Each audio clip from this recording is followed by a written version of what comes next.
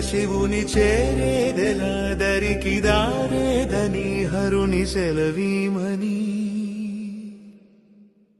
నీదే కదా తనువు నీవే కదా అణువు నాదేది నీ దరికి నన్ను చేరని.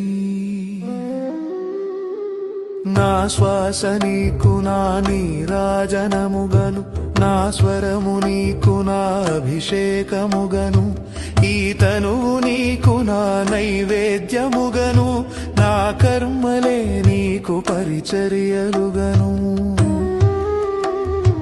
అక్షరములు నీకు అక్షతలుగాను పదమాలలను నీకు పూమాలికగను కరతాళ ధ్వనులివే మేళ తాళాలుగను సేవించనా నిన్ను నీ భక్తునిగను.